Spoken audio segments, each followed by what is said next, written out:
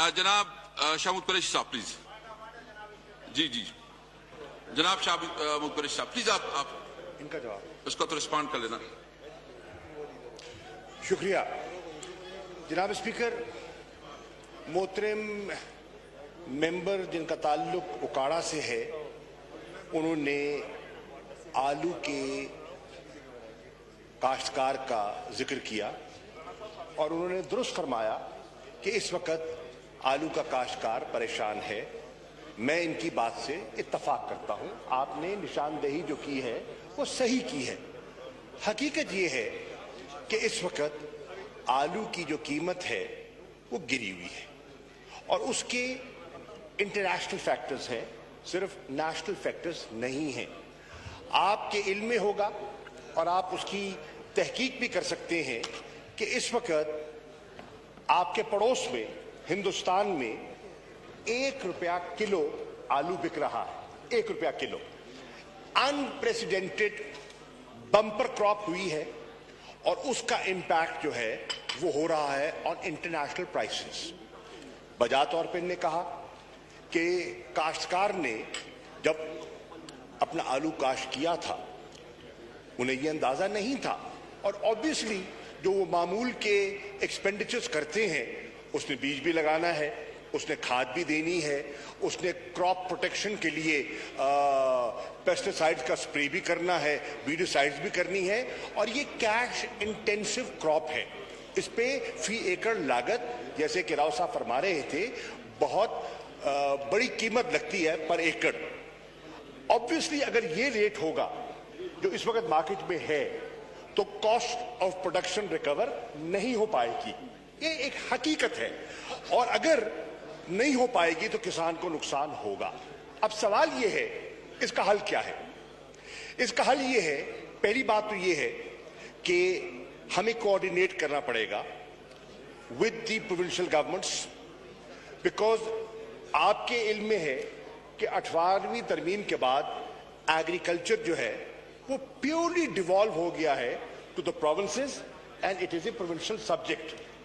Agriculture marketing हो, उसकी management हो, असेसमेंट हो, वो अब टोटली प्रोविंशियल है। लेकिन ये आपकी बात ये भी दुरुस्त है कि जहां तक एक्सपोर्ट का ताल्लुक है वो मिनिस्ट्री ऑफ कॉमर्स पे आता है। अब देखना ये है कि अगर हमने इसको एक्सपोर्ट करना है तो इंटरनेशनल प्राइसेस क्या है और फार्मर की कॉस्ट रिकवरी के लिए पर किलो प्राइस क्या होनी चाहिए और ये जो गैप है, ये गैप पूरा कैसे होगा, इस पे मैं समझता हूं कि हमें मिल बैठना चाहिए।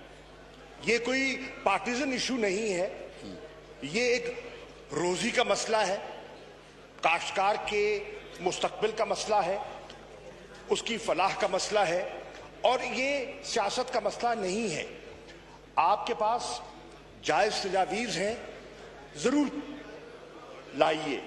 और मैं समझता हूं, मैं मिनिस्टर एग्रीकल्चर की खिदमत में आज इस वक्त मौजूद गालिबन मुझे दिखाई नहीं दे रहे नहीं है, मैं उनसे भी गुजारिश करूंगा कि वो हमारे साथ मिल बैठे। कॉमर्स मिनिस्टर से भी गुजारिश करूंगा हमारे साथ मिल बैठे और एक कोऑर्डिनेटेड एफर्ट किया जाए जिसमें कॉमर्स, एग्रीकल्चर और प्रोविंशियल गवर्नमेंट्स मिल बैठकर इस पर, और किसान तंजीमें भी हैं, उनकी राय भी ली जा सकती है, इस पर एक लायबल मुरतब किया जाए कि ये जो मसला जो कि हुकूमत का क्रिएटेड नहीं है, it's a demand supply issue, there is a glut in the market और उस ग्लट को हमने डील करना है। इसका हल बेहतर क्या निकाला जा सकता है? तकरीरें बेशक करें, आपका हक है, मैं तस्लीम करता हूं।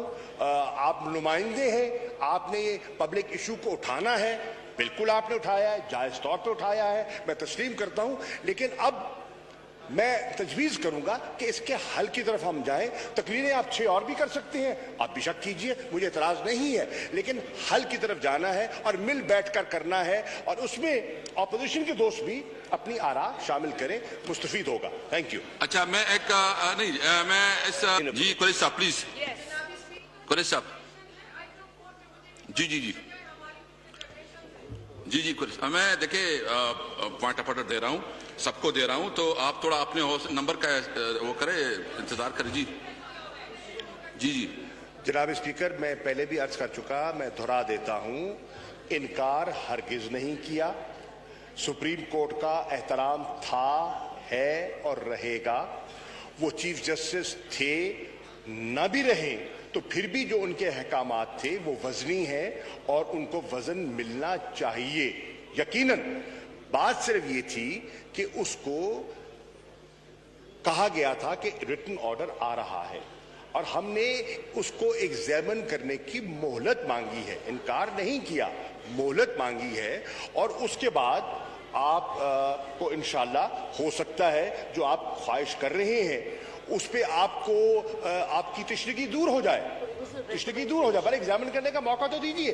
अब आपने कहा कि पहले कर लिया, मैं बिल्कुल कहूंगा पहले भी अगर मेरी राय में उजलत से काम नहीं लेना चाहिए था, पहले भी उजलत से काम नहीं लेना चाहिए था और 172 को यकमुश्त मैं समझता हूं मेरी राय में उजलत में नहीं होना चाहिए था, लेकिन हुआ।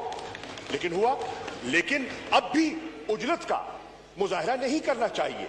हम देखिए कानून प्रेसिडेंट रिवायात को जन्म आपने देना है, इस ऐवान में देना है। कानून बनाते आप हैं, कानून की इस्लाह कर सकते हैं, आइन बनाते आप हैं, तरमीम आप कर सकते हैं। तो हमने मिल बैठकर ऐसी रिवायात को जन्म देना है जिसपे बेहतरी आ सके, जिसमें हम माजी में क्या कुछ नहीं होता रहा। माजी में ईसीएल का इस्तेमाल कौन कैसे नहीं करता रहा, वो रिवायत में और उस तारीख में जाने की जरूरत नहीं है, लेकिन आगे बढ़ने की जरूरत है। और आगे बढ़ने का मकसद ये है कि अगर माजी में एक चीज दुरुस्त तौर पर इस्तेमाल नहीं हुई तो मुस्तकबिल में हमें बेहतरी के तौर पर आगे बढ़ना चाहिए और बेहतर प्रेसिडेंट्स क्रिएट करने चाहिए। That is what democracy is all about. और मैं अर्ज करूंगा, कायदे हिज़्ब इख्तिलाफ भी तशरीफ ले आए हैं और इनकी मौजूदगी का फायदा उठाते हुए मैं अर्ज करूंगा कि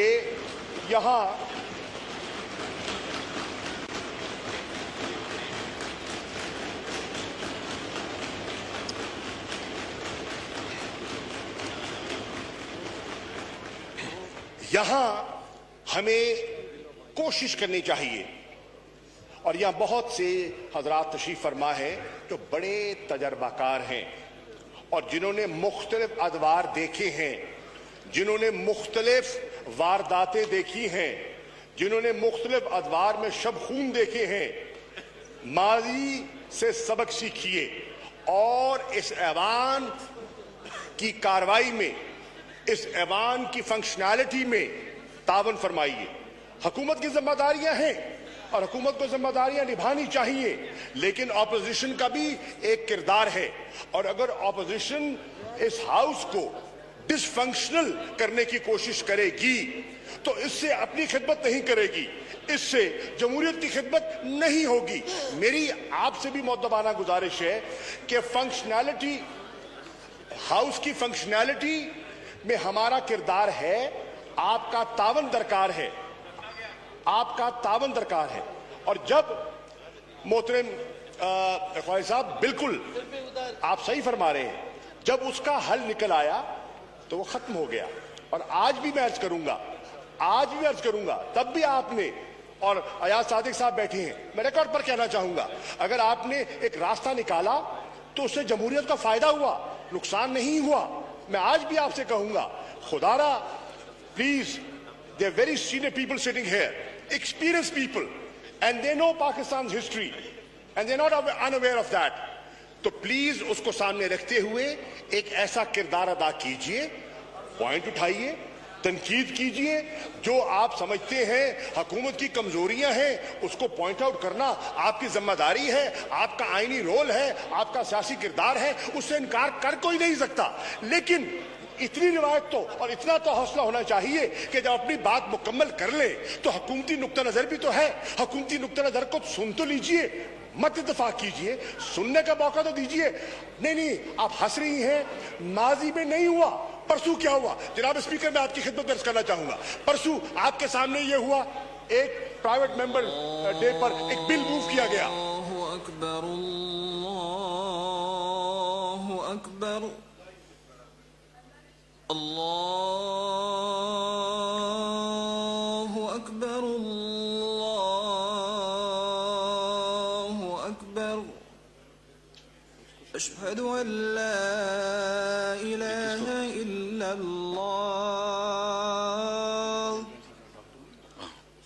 अशहदु अन ला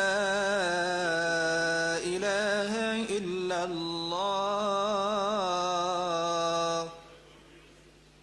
अशहदु अन्न मुहम्मदर रसूलुल्लाह,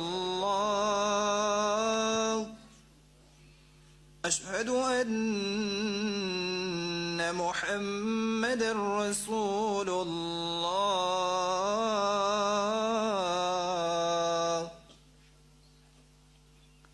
हय्य अला अस्सलाह,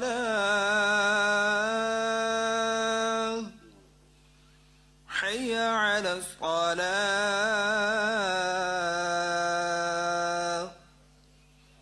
हय्य अला الفلاح,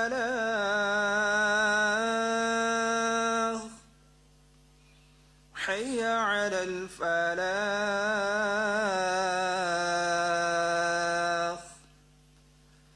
الله أكبر، الله أكبر، لا إله إلا الله. जी शाह साहब प्लीज। जनाब स्पीकर कि मंगल के रोज प्राइवेट मेंबर्स बिल पेश किया गया, एक मोजेस मेंबर ने बिल पेश किया, उस पर हुकूमत ने एक मौक़िफ़ अख्तियार किया और उस प्राइवेट मेंबर के बिल से इख्तलाफ किया। वोट हुआ, वॉइस वोट हुआ और वॉइस वोट में आपकी राय में, चेयर की राय में हुकूमत की अक्सरियत थी, लेकिन ऑपोजिशन ने उस पर एतराज किया और कहा कि हमें इसका हेड काउंट चाहिए। बजा तौर पर हक है आपका एतराज करना। हेड काउंट किया गया और हेड काउंट में भी गवर्नमेंट के मौक़िफ़ को तायद हासिल हो गई और गवर्नमेंट के वोट ज्यादा हुए। एक सुन ले, you have a right to disagree, you have a right to disagree, you have a right to disagree, पर सुन तो लीजिए, यार बात सुन ले। आप फिर जवाब दीजिएगा, आप बात तो सुन ले। मैं तो मौजूद नहीं था हाउस पे, मैंने जो अखबारात में पढ़ा है और मैंने जो दोस्तों से सुना है मैं उसकी बात कर रहा हूं। मेजॉरिटी आपको पेश की गई, डिप्टी स्पीकर साहब गालिबन चेयर कर रहे थे और उन्होंने कहा कि मेजॉरिटी ने इस प्राइवेट मेंबर बिल को मुस्तरद कर दिया। अब ऑपोजिशन के मेंबरान ने क्या रवैया अख्तियार किया? वेल में आ गए, एहतजाज करना शुरू कर दिया। अब क्या जिन रिवायात का आप जिक्र करते हैं और जिन रिवायात को आप उजागर करने की कोशिश करते रहे बहसियत स्पीकर के भी और बहसियत कायदे हिज़्ब इख्तिलाफ के भी, शाह साहब भी तशरीफ फरमा है और अयाज सादिक साहब भी तशरीफ फरमा है और दुरुस्त करते रहे, अपना किरदार अदा करते रहे, तो क्या उन रिवायात की पासदारी हमें आज नहीं करनी चाहिए? ये तो मैं अर्ज करता हूं, ये तो धूप और छांव है, जो कल वहां थे आज यहां है, जो आज यहां है कल वहां होंगे। ये तो धूप और छांव है और पलक झपकते हालात बदल जाते हैं, ये बात नहीं है। लेकिन रिवायात जो हैं, जो कवानीन हैं, जो ज़ाब्ते हैं और जो हमारा प्रेसिडेंट है, उसका तकद्दुस हम सब पर लाजिम है और जब हम उसको लेकर आगे चलेंगे। अगर कल को बात की जा रही थी, मैंने सुना खुद जब कहा जा रहा था इस तरफ वेल की तरफ जाए जाते थे, जब एहतजाज किया जाता था तो बहुत से लोग ट्रेजरी बेंचेस के उस वक्त के लोग कहते थे मत करो ऐसे, मत करो ऐसे। हमें कहा करते थे मत करो ऐसे, इससे आप डेमोक्रेसी को नुकसान पहुंचाने का खदशा है, जमहूरियत डीरेल हो जाएगी। मुझे याद है कहा जाता था कि जमहूरियत डीरेल हो जाएगी। अब सवाल यह है, आप तलकीन फरमाते थे, जो तलकीन करते थे उस तलकीन पर अमल पैरा होते हुए आइए मिलकर एक ऐसा रास्ता निकालें। मेरी आपसे गुजारिश होगी लीडर ऑफ द ऑपोजिशन तशरीफ फरमा है, ऐसा रास्ता निकाले कि आप अपना किरदार अदा कर सके जो आपका आईनी कानूनी हक है, और हमें उस किरदार को तस्लीम करना है। जनाब स्पीकर, हमें उसको तस्लीम करना है। और मैं यह रिकॉर्ड पे कहना चाहता हूं कि बहुत से इख्तलाफात के बावजूद मैंने उस रिवायत को सामने रखते हुए अपनी पार्टी के अंदर पब्लिक अकाउंट्स कमेटी में लीडर ऑफ द ऑपोजिशन के हक को तस्लीम किया और बात की कि मानना चाहिए इसको, because that was the right thing to do. We have to set the right presidents, and if you do not, वक्ती तौर पर पॉइंट स्कोरिंग तो हो जाएगी, वक्ती तौर पर कामयाबी तो हो जाएगी, पर यह कामयाबी देर पा नहीं होगी। और अगर हम जमहूरियत की बात करते हैं, और जैसे कल ग्रैंड अलायंस की बात हुई और उसमें कहा कि हमने डेमोक्रेटिक राइट्स को प्रोटेक्ट करने की बात की है, फंडामेंटल राइट्स को प्रोटेक्ट करने की बात की है, तो फंडामेंटल राइट्स जो है बिल्कुल प्रोटेक्ट होने चाहिए। फंडामेंटल राइट्स तो हमारे आइन का हिस्सा है, फंडामेंटल राइट्स तो हमारे आइन ने प्रोटेक्ट किया है, और उनका दिफा सुप्रीम कोर्ट करती है, उसका इंटरप्रिटेशन सुप्रीम कोर्ट का यह इख्तियार है कि फंडामेंटल राइट्स को प्रोटेक्ट करे, और सुप्रीम कोर्ट आजाद भी है, बाख्तियार भी है। इकोनॉमिक राइट्स की बात की, डेमोक्रेटिक राइट्स की बात की, एक नए चार्टर ऑफ डेमोक्रेसी की बात की जा रही है, तो उस नए चार्टर ऑफ डेमोक्रेसी के अंदर ये सब रिवायात शामिल हैं, हाउस की कार्रवाई उसमें शामिल है, हमारे रवैये शामिल हैं, हमारी बुर्दबारी उसमें शामिल है, हमारा हौसला उसमें शामिल है, हमारा बाहमी एहतराम उसमें शामिल है, तब जमहूरियत की गाड़ी आगे चलेगी। और अगर इस रिवायत को बरकरार न रखा गया तो नुकसान सबका होगा। शुक्रिया। Thank you. कुलकर्णी साहब प्लीज। जनाब स्पीकर, दो तीन नुक्ते उठाए गए। पहली बात तो मैं रिस्पॉन्ड करना चाहूंगा जो साबिक स्पीकर अयाज सादिक साहब ने नुक्ता उठाया, और मैं और शाजिया मरी साहिबा ने भी किसी हद तक उसकी तायीद की। पहली बात तो मैं इन दोनों से इत्तफाक करता हूं, जो कॉल अटेंशन का इन्होंने नुक्ता उठाया। जनाब स्पीकर, बिल्कुल बजा तौर पे कह रहे हैं, कॉल अटेंशन जब पेश किया जाता है, स्टेटमेंट आती है, स्टेटमेंट के बाद जो मूवर्स हैं उनको सवाल का हक दिया जाता है। अब उनको मिलना चाहिए था, बजा कह रहे हैं, उनको मिलना चाहिए था। अब हुआ क्या? अब इसमें हमें यहां ऑपोजिशन का भी रोल आ जाता है कि जहां आप हक मांग रहे हैं और आपको हक मिलना चाहिए, वहां ऑपोजिशन को भी आप ही के बहुत से मोजेस मेंबरान पॉइंट ऑफ ऑर्डर पे खड़े हो गए। अब एक चीज नामुकम्मल है, एजेंडे पे चल रही है, जैसे कि स्पीकर साहब, साबका स्पीकर ने कहा आइटम नंबर 3 एजेंडे पे चल रहा है, वो अभी मुकम्मल नहीं हुआ। यहां से बहुत से दोस्त खड़े हो गए पॉइंट ऑफ ऑर्डर्स पर। अब अगर मोजेस मेंबरान अपने पॉइंट ऑफ ऑर्डर का इंतजार कर ले और जो बिजनेस चल रही है उसे मुकम्मल होने दे, तो जो आपने जो पॉइंट उठाया है ये फिर उठता ना। एक नंबर 2, अयाज सादिक साहब ने कहा, और यहां मैं थोड़ा सा इनसे इख्तलाफ करूंगा कि वो वडेरे नहीं है, पर मुझे शक्ल से कोई इतने मजदूर भी दिखाई नहीं दे रहे। ठीक है जी, अल्हम्दुलिल्लाह, अल्लाह का करम है इन पर। ईसीएल की बात की, ऑनरेबल मेंबर ने ईसीएल पे सुप्रीम कोर्ट के चीफ जस्टिस साहब का हवाला दिया कि चीफ जस्टिस साहब ने नाम हटाने का हुक्म सादर किया। नहीं, हुक्म सादर नहीं किया, उन्होंने कहा कि इसको कंसिडर किया जाए। Now that does not mean, सुन लीजिए, अब हो सकता है you might not be satisfied, सुन लीजिए, इसका यह मतलब नहीं है कि हम उनके उस रिकमेंडेशंस को सरफे नजर कर देंगे। हरगिज नहीं। अगर उनका नाम ईसीएल पे नहीं बनता तो नहीं होना चाहिए। सवाल यह है कि जब कैबिनेट में यह मसला लाया गया, कैबिनेट ने इसको कंसिडर किया, तो वहां एक नुक्ता उठाया गया कि अभी तक चीफ जस्टिस साहब ने जो फरमाया है, जो उनके इरशादात हैं, वो हमें जजमेंट, डिटेल जजमेंट नहीं मिली। जबानी अखबारात में छप गया और उनके जो वर्बल इंस्ट्रक्शंस थी वो आ चुकी। जब तक के जजमेंट इन राइटिंग ना आए और उसका मुताला न किया जाए, इस पर एक फैसला लेना, एक पोजीशन लेना माकूल या मुनासिब नहीं होगा। तो इनकार नहीं किया गया, सिर्फ वक्त मांगा गया है कि इसको एग्जामिन करने का मौका दिया जाए और उस एग्जामिनेशन के बाद, और यह भी कहा गया कि उसका एक तरीकाकार है, मिनिस्ट्री ऑफ इंटीरियर में एक कमेटी है, वो उसको एग्जामिन करती है, और वो भी इस गवर्नमेंट ने नहीं, माजी में उसकी एक रिवायत बनी थी, प्रेसिडेंट मौजूद है कि कैसे कंसिडर किया जाता है, ईसीएल पे नाम कैसे डाला जाता है, पहले रिवायत क्या थी, बाद में जब निसार अली खान साहब मिनिस्टर फॉर इंटीरियर थे उन्होंने उसमें कुछ इस्लाह की, वो इस्लाह क्या थी? Yes, we have not rejected that, it is under consideration.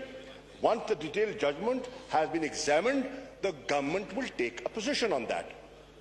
आयाज सादिक साहब, चुप साहब प्लीज, शाह कुरैशी साहब जी, ये आप हौसला तक करें, मैं देता हूं आपको मौका।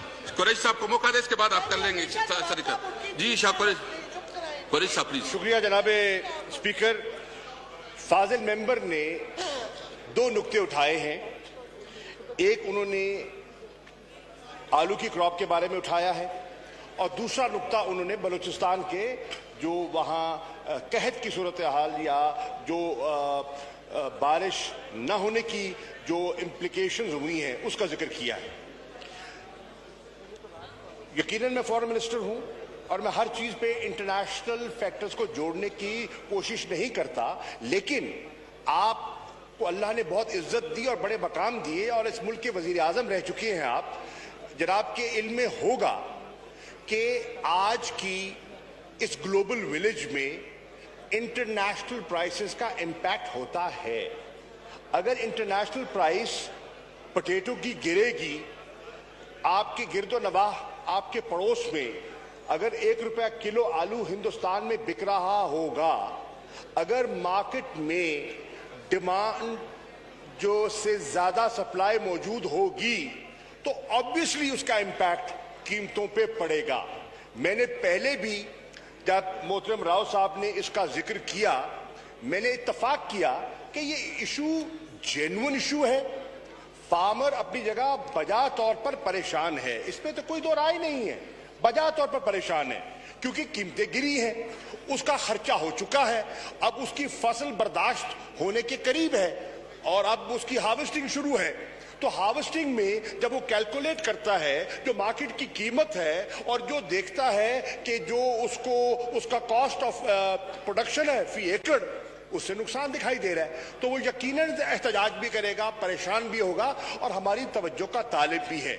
मैंने उनसे ये कहा कि आइए मिल बैठकर इसका कोई रास्ता तलाश करते हैं। आपने फरमाया कि मोहतरमा साहिबा के जमाने में एक क्राइसिस आया था और उन्होंने इंटरवेंशन की थी और खरीदारी की थी, बजा, लेकिन वो जमाना बीत गया और वो आपकी गवर्नमेंट की बात जब आई बाद में, मोहतरमा के बाद जो पीपी की गवर्नमेंट आई, उसमें एक इदारा हुआ करता था, एमसॉल उसका नाम था, वो एमसॉल खत्म कर दिया गया। आपके सामने आपने आईएमएफ के साथ जो कुछ एग्रीमेंट्स किए उसमें गवर्नमेंट की direct intervention against market forces पर आपने एक एग्रीमेंट किया। आपने जो एग्रीकल्चरल इनपुट्स हैं उन पर जनरल सेल्स टैक्स, जो आज कॉस्ट ऑफ प्रोडक्शन की बात की जा रही है, आइए देख लेते हैं किस सन में एग्रीकल्चर इनपुट्स पर जनरल सेल्स टैक्स नाफिज किया गया। ये सारे फैक्टर्स हैं, इन फैक्टर्स को सामने रखते हुए मिलकर हमने मसला हल करना है। पॉलिटिकल पॉइंट स्कोरिंग जरूर कीजिए, आपका हक है, ऑपोजिशन का काम है, आप जरूर कीजिए, लेकिन पॉलिटिकल पॉइंट स्कोरिंग के बाद आइए बैठकर हल तलाश करें, आइए बैठकर देखें कि इसका हल क्या है। इसी तरह बलूचिस्तान का मसला आया, अब जनाबे वाला एक तरफ तो भाषण दिया जाता है कि 18वीं तरमीम आ चुकी है और 18वीं तरमीम को किसी सूरत हम रोल बैक नहीं होने देंगे। बजा तौर पर किसी ने कहा ही नहीं कि हमने इसको रोल बैक करने का इरादा रखते हैं। 18वीं तरमीम का हम भी एहतराम करते हैं, आप भी करते हैं और सबको करना चाहिए और इत्तफाक राय से वो तरमीम की गई। अब सवाल ये है, 18वीं तरमीम ने जिम्मेदारियों का तयन किया है। उस जिम्मेदारी में सूबों को जिम्मेदारियां दी गई हैं, मरकज को जिम्मेदारियां दी गई हैं। मैंने पहले भी अर्ज किया, दोहरा देता हूं आपकी खिदमत में कि एग्रीकल्चर बुनियादी तौर पर अब एक सूबाई मामला है, लेकिन उसके बावजूद इंसानी बुनियादों पर मरकज को अपना किरदार अदा करना चाहिए। कानूनी जिम्मेदारी नहीं है, इखलाकी और सियासी जिम्मेदारी बनती है, और उस इखलाकी और सियासी जिम्मेदारी की बुनियाद पर मैं अर्ज कर रहा हूं, आइए बैठिए, बैठ के इस पर कोई रास्ता निकालते हैं, कुछ सोचते हैं कि रास्ता क्या निकल सकता है। बलूचिस्तान का जिक्र आया। अब बलूचिस्तान में अगर बारिशों की कमी की वजह से वहां एक कहत की सूरत हाल या थरपारकर में सिंध में मुश्किलात पैदा हुई हैं, तो ये नेचुरल फैक्टर्स हैं और एक ग्लोबल वार्मिंग और क्लाइमेट चेंज का हिस्सा है। अब इसमें एक तरफ तो सूबाई जिम्मेदारी है और दूसरी तरफ आप ये भी कहते हैं और सब जानते हैं कि प्रोविंशियल स्ट्रक्चर्स मौजूद हैं, डिजास्टर मैनेजमेंट के लिए प्रोविंशियल स्ट्रक्चर्स मौजूद हैं। आपके इल्म में है जनाब स्पीकर, आप खैबर पख्तूनख्वा से आपका ताल्लुक है, कि पीडीएम में प्रोविंशियल डिजास्टर मैनेजमेंट अथॉरिटीज मौजूद हैं, हर सूबे की मौजूद है, बलूचिस्तान की मौजूद है। बलूचिस्तान की पीडीएमए को अपना किरदार अदा करना चाहिए। अब अगर उनको फेडरल गवर्नमेंट से असिस्टेंस चाहिए तो जैसे फाजिल वजीर ने कहा, तो वो फिर बताए कि उनकी जरूरियात क्या है और किस तरह प्रोविंशियल गवर्नमेंट की असिस्टेंस के लिए फेडरल गवर्नमेंट और एनडीएम में उनकी मदद के लिए वहां आ सकती है। पर बुनियादी तौर पर यह जिम्मेदारी प्रोविंशियल गवर्नमेंट की है। इसके साथ साथ मैं ये भी कहता चलूं, हम जब जिम्मेदारियों की बात करते हैं, एक और चीज मैं हाउस की इत्तला के लिए अर्ज कर दूं, इस वक्त under the 7th national finance commission award which took place under the last PPP government, 57% of the resources of the federation are being given to the provinces. This is a factual position. 57% of the revenue that is generated is going to the provinces. Now that's the bulk of your revenue. अब अगर revenue का bulk आप ले रहे हैं तो obviously आपको responsibilities और आपकी जो ऑब्लिगेशन है, जो आपकी कॉन्स्टिट्यूशनल ऑब्लिगेशन है, जो आपकी पीपल्स ऑब्लिगेशन है, उसको भी आपको शोल्डर करना चाहिए और करना पड़ता है।